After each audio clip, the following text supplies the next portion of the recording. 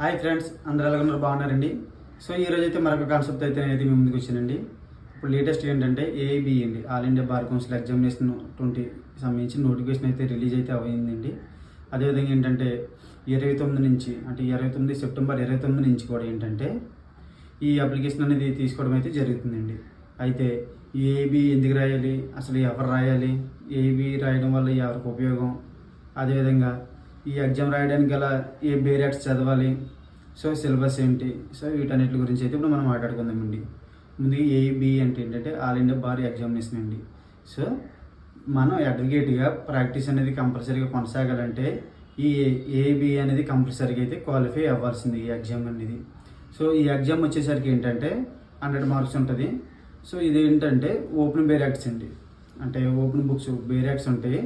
So బేరాక్స్ పట్టుకెళ్ళి మన బుక్లో రెఫర్ చూసుకుని బుక్స్ అయితే ఎలా అయితే ఉంటుందండి. సో ఇదైతే మీరు గమనించుకోండి. ఈ ఏబీకి సంబంధించి ఏంటంటే ముందుగా మనకు కావాల్సిన బేరాక్స్ వచ్చేసరికి ఏంటంటే ఏదో ఒకటి మీ ఇష్టం ఏదైనా చూస్ చేసుకోండి. అయితే ఇక్కడ మనకి నేను చెప్పే ఏ అయితే ఉన్నాయో మీరు వాటిని తెలుసుకుని అడగండి. ఎవరొకరు ఎందుకంటే మీ సీనియర్లు ఉంటారు, ఎవరైనా రాసిన వాళ్ళు ఉంటారో వాళ్ళని అడగండి. ఎందుకంటే ఇవి నేను చెప్పే ఏంటంటే ఒకటి కమర్షియల్ పబ్లికేషన్స్ అండి, ఇంకోటి యూనివర్సల్స్, ఇంకోటి ప్రొఫెషనల్స్. సో ఈ మూడు అయితే నేను సజెషన్ అయితే ఇస్తానండి. ఎందుకంటారా కొంచెం ఇవి అయితే పేపర్ క్వాలిటీ బాగుంటుంది, సో ప్రింటింగ్ క్వాలిటీ కూడా అయితే మనకు బాగుంటుందండి. సో ఇంకోటి ఏంటంటే వితౌట్ నోట్స్ అయితే ఉంటాయండి, అంటే కామెంట్లు లేకపోతే కేసు లాస్ ఏముండవు. ఓన్లీ బేర్ యాక్ట్ అంటే జస్ట్ ఓన్లీ బేర్ యాక్ట్ మాత్రమే ఉంటాయి. సో ఇవి అయితే మనం అలో చేస్తారు కాబట్టి ఇవి అయితే చూసుకోండి. తర్వాత వచ్చేసరికి ఏంటంటే ఈ ఏఐబి అనేది ఎవరు రాయొచ్చు. ముందుగా అండి ఎల్ఎల్బి కంప్లీట్ అయిన ప్రతి ఒక్కరు కూడా ఏఐబి రాయొచ్చు. అయితే ఇందులో ఏంటంటే ఎన్రోల్మెంట్ కంపల్సరీ. సో కొంతమందికి ఇప్పుడు ఏంటంటే ఎన్రోల్మెంట్ లేని వాళ్ళు కూడా అయితే ఏఐబికి అప్లై చేసుకోవచ్చు. అదేవిధంగా ఇప్పుడు ఎల్ఎల్బి చదువుతున్న వాళ్ళు లాస్ట్ సెమిస్టర్లో ఉన్నవాళ్ళు, అంటే 6th సెమ్లో ఉన్నవాళ్ళు లేదా 10th సెమ్లో అయితే ఉన్నారు, ఎవరైతే ఉన్నారో వీళ్ళు కూడా ఎలిజిబుల్ అండి. ఎప్పుడు ఎలిజిబుల్ అంటే వీళ్ళకి బ్యాక్లాగ్స్ అంటే ఏమి ఉండకూడదు. సో ఆ 9th సెమ్ వరకు బ్యాక్లాగ్స్ ఉండకూడదు. అదేవిధంగా ఈ 5th సెమ్ వరకు కూడా ఈ 5th సెమ్ కూడా ఏంటంటే ఎటువంటి బ్యాక్లాగ్స్ అయితే ఉండకూడదు. సో అలాంటి సందర్భాల్లో అయితే వీళ్ళైతే ఎలిజిబుల్ అవుతారు. మళ్ళీ గమనించుకోండి, 6th sem final year students కదండి, ఓన్లీ ఫైనల్ సెమ్లో ఉన్న వాళ్ళు మాత్రమే ఎలిజిబుల్ అండి. అది 5 years ఎల్ఎల్బి అయినా లేదా 3 years ఎల్ఎల్బి అయినా. సో ఇది కూడా మీరే గమనించుకోండి. అసలు ఏఐబి ఎందుకు రాయాలి? సో ఏఐబి అని ఎందుకు రాయాలంటే మీరు అడ్వకేట్గా ప్రాక్టీస్ అనేది చేయాలంటే కంపల్సరీగా అయితే ఏఐబి అనేది క్వాలిఫై అవ్వాలి. సో వన్స్ మీరు ఏఐబి క్వాలిఫై అయ్యారంటే ఇటు ఆల్ ఓవర్ ఇండియా మీరు ఎక్కడైనా సర్టిఫికేట్ ఆఫ్ ప్రాక్టీస్ అనేది వస్తుందండి బార్ కౌన్సిల్ ఆఫ్ ఇండియా నుంచి. సో దీని ద్వారా ఏంటంటే ఆల్ ఓవర్ ఇండియా ఎక్కడైనా సరే మనం ఎక్కడైనా సరే ఏ కోర్టుకి అయినా సరే మనం ప్రాక్టీస్ అయితే చేసుకోవచ్చండి. ఇది కూడా అయితే మీరు గమనించుకోండి. అదేవిధంగా ఈ ఏఐబి క్వాలిఫై అయితే మనకు ప్రయోజనాలు ఏంటి? ఏఐబి క్వాలిఫై అయితే కనుక ఏంటంటే మీరు ఎలాగంటే సుప్రీంకోర్టు కానీ ఇది హైకోర్టులో మిగిలిన కోర్టులు అన్నింటిలో కూడా మీరు ప్రాక్టీస్ చేసుకోవచ్చు. అదేవిధంగా అసిస్టెంట్ పబ్లిక్ ప్రాసిక్యూటర్, ఈ గవర్నమెంట్ సైడ్ మీకు పోస్టులు చెప్తానండి, అవి ఇటు లీగల్ అడ్వైజర్ కింద. సో మీకు అయితే అవకాశాలు అయితే ఉంటాయండి. ఇప్పుడు ఇంకేంటంటే జ్యుడిషియరీ ఎగ్జామ్స్ కూడా ఏంటంటే ఏఐబి క్వాలిఫికేషన్ అనేది కూడా కంపల్సరీ చేశారు కాబట్టి సో ఈ ఏఐబి అనేది కంపల్సరీగా అయితే క్వాలిఫై అవ్వాల్సిందేనండి. ఇప్పుడు మీరు అడ్వకేట్గా ఎన్రోల్ చేయించుకుంటారు, మీకున్న స్టేట్లో హైకోర్టులో మీకున్న స్టేట్ బార్లో చేయించుకుంటున్నారు. సో దీని వ్యాలిడ్ అయితే 2 years వరకు ఉంటుందండి. సో ఈ ఎన్రోల్మెంట్ ఐడి ఇది అనేది ఏంటంటే ఈ ప్రొవిజనల్ ఐడి ఏంటంటే మీకు ఒక 2 years వరకే వ్యాలిడిటీ అయితే ఉంటుందండి. సో ఈ లోపలనే మీరైతే ఏఐబి అనేది క్వాలిఫై అయిపోవడం అయితే మంచిదండి. సో తర్వాత ఏంటంటే ఈ క్వాలిఫై అవ్వలేదు అనుకోండి, ఒకవేళ మీరు ఏమైనా పెండింగ్కి మీ కేసులు వాదించడానికి, అదేవిధంగా ఒకళ్ళతలు వేసుకోవడానికి, సో మీ కేసు ఫైల్ చేయడానికి కూడా అయితే అవకాశాలు అయితే ఉండవండి. అయితే ఈ ఏఐబి పాస్ అవ్వడం కోసం ఇప్పుడు ఆల్రెడీ నేనైతే ఏదైతే బుక్స్ చెప్పానో వాటిని అయితే మీరు బేరాక్స్ అయితే కంపల్సరీగా అయితే ఫాలో అవ్వండి. మీకు నచ్చింది అయితే తీసుకోండి, కాంబో తీసుకోండి. అవి కూడా ఏంటంటే 25 ఉంటాయి బుక్స్ కాంబో సెట్, అవి కూడా అయితే తీసుకోండి. అదేవిధంగా కొన్ని నేను 3 సబ్జెక్టులు చెప్తాను, వాటికి అయితే బేరాక్లు అయితే ఉండవండి సిలబస్ ప్రకారం. అయితే ముందుగా అయితే ట్రాట్స్ సంబంధించి అయితే ఉండదండి, లా ఆఫ్ ట్రాట్స్ వచ్చి, తర్వాత పబ్లిక్ ఇంట్రెస్ట్ లిటిగేషన్ సంబంధించి, తర్వాత అడ్మినిస్ట్రేటివ్ లా సంబంధించి. సో ఈ 3 కూడా ఏంటంటే బేరాక్స్ అయితే మీకు ఉండవండి. అయితే మీరు ఏం చేయాలి, ఖచ్చితంగా అయితే మీకు కాన్సెప్ట్గా అయితే క్లియర్గా అయితే తెలుసుకోవాలి, చదువుకోవాలి. సో కాన్సెప్ట్ తెలిస్తేనే మీరు అయితే ఈ అటెంప్ట్ చేయగలరు, అది మీరు గమనించుకోండి. అదేవిధంగా ఏబీ 19లో ఏం జరిగిందంటే ఓన్లీ 53% మాత్రమే క్వాలిఫై అయ్యారండి. సో రిమైనింగ్ 47% అయితే క్వాలిఫై అవ్వలేదు. అది కూడా మీరు గమనించుకోండి. అంటే ఏబీ 18 వరకు పేపర్ ఒకలాగా అయితే ఉండేది. సో ఏబీ 19 నుంచి ఏం జరిగిందంటే ఏబీ 19లో కాన్సెప్ట్ బేస్డ్ క్వశ్చన్స్ అయితే ఎక్కువ అడిగారు.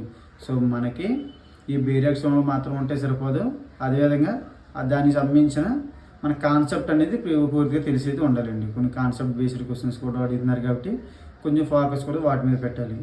ఇంకెవరైనా ఇంకా కోచింగ్లో ఏమైనా జాయిన్ అవ్వకపోతే జాయిన్ అవ్వండి, ఎందుకంటే మీకు అయితే కంపల్సరీ అండి. ఈ బేరాక్స్ అయితే కంపల్సరీ అయితే మీరు అయితే తీసుకోండి. సో వితౌట్ బేరాక్స్తో రాయాలంటే కష్టమైపోద్ది. సో అది అయితే మీరు గమనించుకోండి. ఏబీకి సంబంధించి ఏబీ 20కి సంబంధించి సిలబస్ ఏ విధంగా ఉందో ఇప్పుడు మనం ఇది తెలుసుకుందామండి. ఈ ఏబీ 20కి సంబంధించి సిలబస్ అయితే ఏ విధంగా ఉందో మనం తెలుసుకుందామండి. ముందుగా అయితే ఏ సిలబస్, ఎన్ని మార్క్స్, ఏ సబ్జెక్ట్ నుంచి ఎన్ని క్వశ్చన్లు వస్తుంది అనేది మనం ఇప్పుడు తెలుసుకుందామండి. ముందుగండి Indian penal code and IPC నుంచి, అదేవిధంగా భారతీయ న్యాయ సంహిత నుంచి బిఎన్ఎస్ నుంచి కూడా ఏంటంటే 8 మార్కులు అయితే వస్తాయండి. అదేవిధంగా కాన్స్టిట్యూషనల్, సో దీని నుంచి అయితే 10 మార్కులు అయితే వస్తాయండి. తర్వాత ఆర్పీసీ మరియు బిఎన్ఎస్ఎస్ నుంచి అయితే 10 మార్కులు అయితే వస్తాయండి. సిపిసి నుంచి అయితే 10 మార్కులు అయితే వస్తాయి.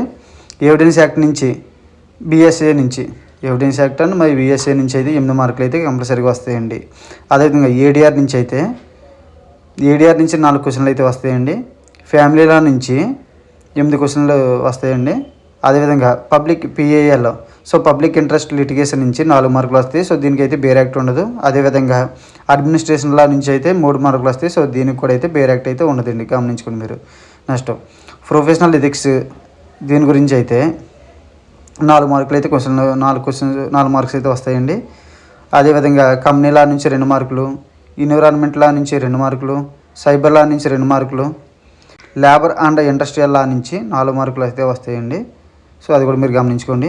లా ఆఫ్ ఆర్ట్స్ నుంచి ఏంటంటే 5 మార్క్స్ వస్తాయి. సో ఏబీ 19 సంబంధించి ఏంటంటే ఓన్లీ ఇందులో నుంచే, దీనికైతే బేర్ యాక్ట్ అయితే ఉండదని చెప్పాం కదండి. దీని నుంచి అయితే 5 మార్కులు అయితే ఓన్లీ ఈ ఆర్ట్స్ నుంచి అడగడం అయితే జరిగిందండి, అది కూడా మీరు గమనించుకోండి. తర్వాత ట్యాక్సేషన్ నుంచి 4 మార్కులు వస్తాయి. సో ఇండియన్ కాంట్రాక్ట్ యాక్ట్ నుంచి, Indian contract specific relief and property laws, negotiable instrument act నుంచి మొత్తానికి అయితే 8 మార్కులు అయితే వస్తాయండి ఈ 4 సబ్జెక్టుల మీద నుంచి. అదేవిధంగా ల్యాండ్ అక్విజిషన్ యాక్ట్ నుంచి 2 మార్కులు, ఇంటలెక్చువల్ ప్రాపర్టీ లాస్ నుంచి 2 మార్కులు, టోటల్గా అయితే 100 మార్క్స్ అయితే రావడం అయితే జరిగిందండి, 100 క్వశ్చన్స్. సో ఇంకోటి ఏంటంటే ఇక్కడికి వచ్చేసరికి మీరు ఎక్కువగా ఫోకస్ పెట్టాల్సింది ఏంటంటే ఈ 2 మార్క్స్ మీద అయితే మీరు అంత ఫోకస్ పెట్టుకోండి. ముందుగా ఈ 5 సబ్జెక్టుల మీద అయితే మీరు అంత ఫోకస్ పెట్టవసరం లేదు. సో మిగిలిన సబ్జెక్టులు ఏవైతే ఉన్నాయో వాటి మీద ఫోకస్ పెట్టండి. ఇంకా ఎస్పెషల్లీ ఏంటంటే కాన్స్టిట్యూషనల్ నుంచి సిఆర్పిసి, సిపిసి, అదేవిధంగా ఐపీసీ నుంచి, తర్వాత ఎవిడెన్స్ యాక్ట్, తర్వాత లా ఆఫ్ కాంట్రాక్ట్స్. సో వీటి మీద అయితే మీరు ఇంకా ఎక్కువ ఫోకస్ అయితే పెట్టాల్సి అయితే ఉంటుందండి. సో అదండి.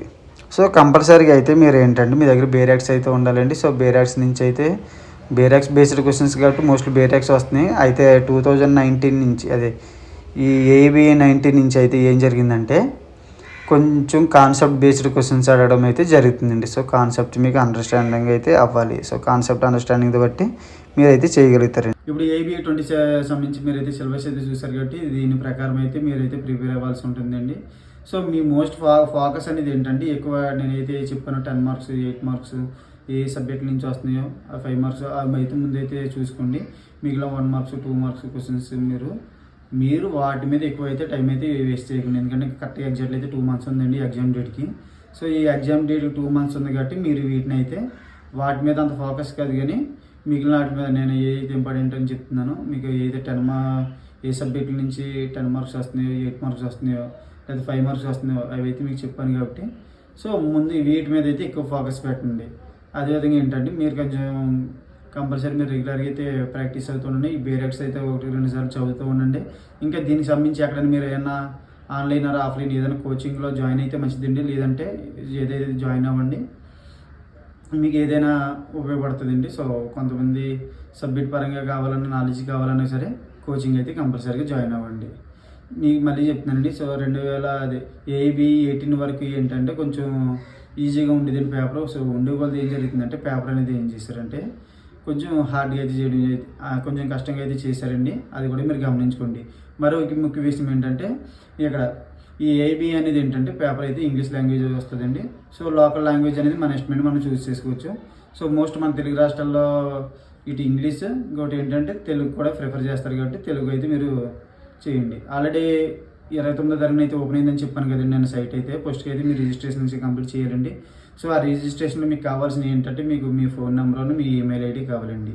సో మీ ఫోన్ నెంబర్ ఇస్తే కనుక ఏం జరిగిందంటే అక్కడ ఏంటంటే మీకు ఒక ఓటీపీ వస్తుంది. సో ఓటీపీ అనేది వెరిఫై చేయాలి.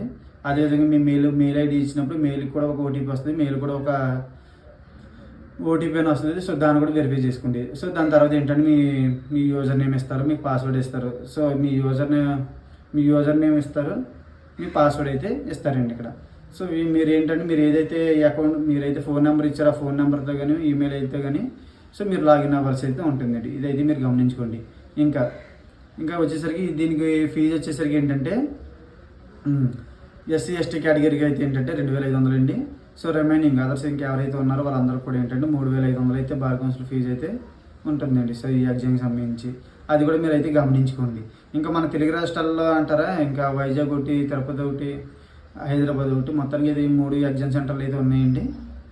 సో మీరు దీన్ని కూడా అయితే దృష్టిలో పెట్టుకుని మీకు ఏది కన్వీనియంట్గా ఉంటుందో చూసుకుని అదైతే మీరు చూస్ చేసుకోండి. ఇంకా మీకు సంబంధించి ఈ ఏబీకి సంబంధించి ఏమైనా డౌట్స్ ఉంటే కనుక మీరు అయితే నన్ను కాంటాక్ట్ చేయండి. నా నెంబర్ అయితే డిస్ప్లే మీద స్క్రోల్ చేస్తున్నాను. ఓకేనండి, థ్యాంక్ యూ అండి.